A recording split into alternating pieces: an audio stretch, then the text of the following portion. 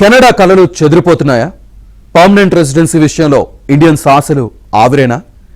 ఏదో ఒక జాబ్ చూసుకొని అక్కడే శాశ్వతంగా ఉండిపోవాలనుకున్న విదేశీయులు సొంత గడ్డకు రిటర్న్ కావాల్సిందేనా? ట్రూడో ప్రభుత్వ నిర్ణయం భారతీయులకు పెనుశాపమేనా?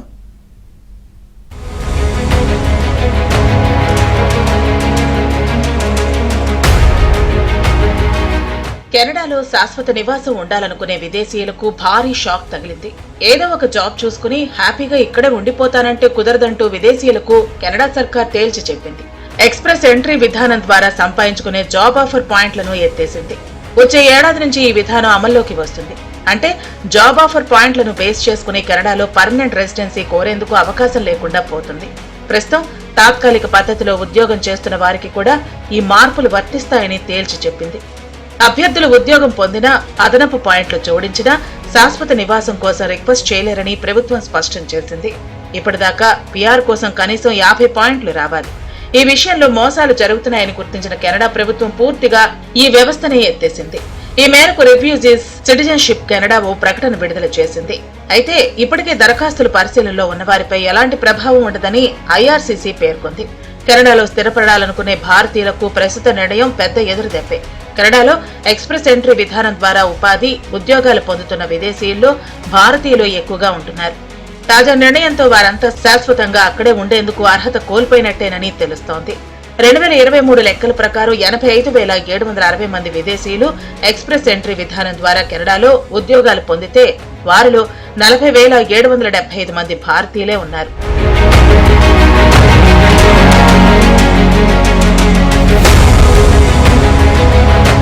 అమెరికాకు వెళదామంటే స్టడీ వీసాలు రావటం కష్టంగా ఉంది. ఫీజులు కూడా ఎక్కువే. ఎక్కువ మంది యుఎస్కే వెళుతుండటంతో అందరికీ ఉద్యోగాలు దొరకని పరిస్థితి. అమెరికా అధ్యక్షుడిగా ట్రంప్ 2017లో బాధ్యతలు చేపట్టిన తర్వాత వీసా నిబంధనలు కఠినతరం కావటం, H1B వీసాల్లో పలు మార్పులకు శ్రీకారం చుట్టే ఆలోచనలు చేయడం లాంటి కారణాలతో చాలా మంది విద్యార్థులు కెనడా, యూకే, ఆస్ట్రేలియా మొగ్గు చూపారు. వాటిలో కెనడా వీసాల జారీని సులభతరం చేసింది. ఒక్క ఏడాది కోర్సుకు కూడా 2 ఏళ్ల వర్క్ పర్మిట్ ఇస్తోంది. 2 ఏళ్ల పీజీ కోర్సుకు 3 ఏళ్ల పాటు పోస్ట్ గ్రాడ్యుయేట్ వర్క్ పర్మిట్ జారీ చేస్తోంది.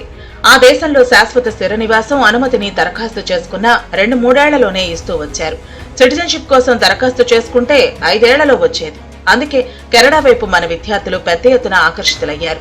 అమెరికా కంటే ఫీజులు, ఖర్చులు తక్కువగా ఉండటంతో తెలుగు రాష్ట్రాల నుంచి గత 6-7 ఏళ్లుగా పెద్ద సంఖ్యలో విద్యార్థులు అక్కడికి వెళ్లేందుకు ఆసక్తి చూపారు.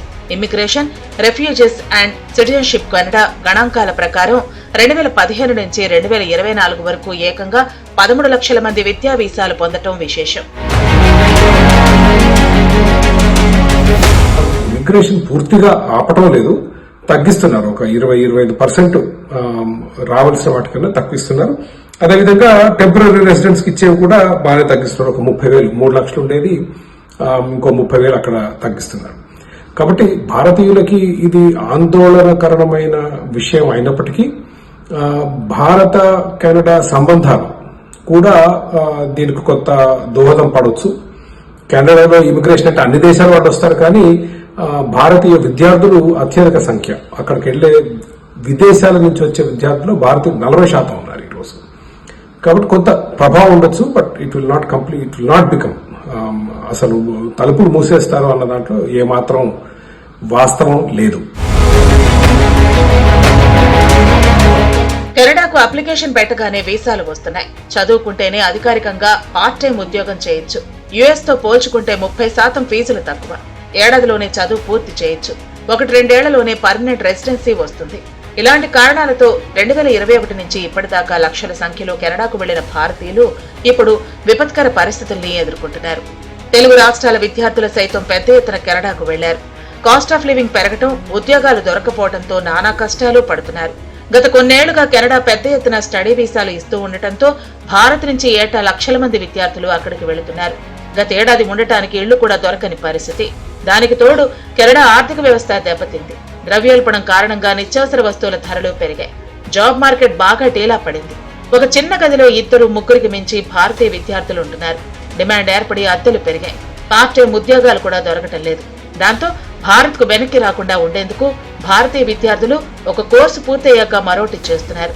చాలా మంది స్టూడెంట్స్ బంధువులు తెలిసిన వారి ఇళ్లలో ఉంటూ ఖర్చులు తగ్గించుకుంటున్నారు.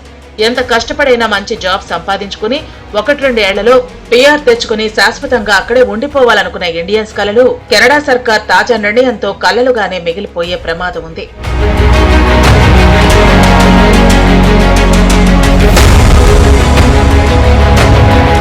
వైశాల్యం పరంగా ప్రపంచంలో రెండో అతిపెద్ద దేశం కెనడా.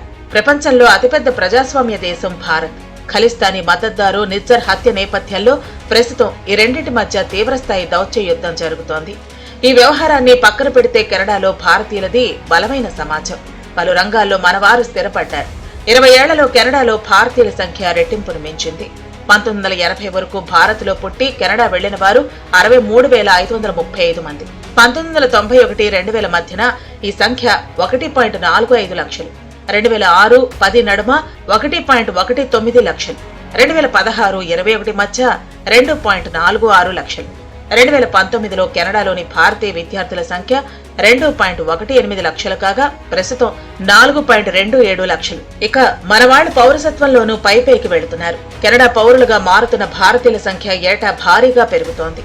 ఈ శాతం 2017లో 44.3 కాగా 2021లో 61.1%.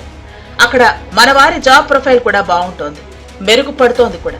ప్రవాసుల్లో 50% మంది డిగ్రీ హోదాతో కూడిన ఉద్యోగాలు చేస్తున్నారు. మొత్తం మీద మేనేజరియల్ పోస్టుల్లో 10% లోపే ఉన్నారు. అయితే ఇటీవల వెళ్లిన వారిలో 19% మంది ఈ పోస్టులు పొందారు. కెనడాలోని శాశ్వత నివాసితుల్లో 27% భారతీయులే ఉన్నారు. కెనడా PR స్కీమ్లోనూ మనవారే ప్రధాన లబ్ధిదారులు. గతేడాది కెనడా వెళ్లిన తాత్కాలిక విదేశీ కార్మికుల్లో భారతీయులు 22% మంది ఉన్నారు. ఇక కెనడాలోని విదేశీ విద్యార్థుల్లో 45% ఇండియన్సే. మరే దేశం నుంచి ఈ స్థాయిలో విద్యార్థులు లేరు. ఇక కెనడాలోని భారతీయుల సంఖ్య 28 లక్షలు. వీరిలో ప్రవాసులు, భారత సంతతి వారు ఉన్నారు. ప్రపంచంలో భారతీయులు అధికంగా ఉన్న 4వ దేశం కెనడానే. ఇందులో 18 లక్షల భారత సంతతి వారు, 10 లక్షల మంది ప్రవాసులు. ఈ గణాంకాలు చూస్తే కెనడాపై ఇండియన్స్ ప్రభావం ఏ స్థాయిలో ఉందో అర్థం చేసుకోవచ్చు.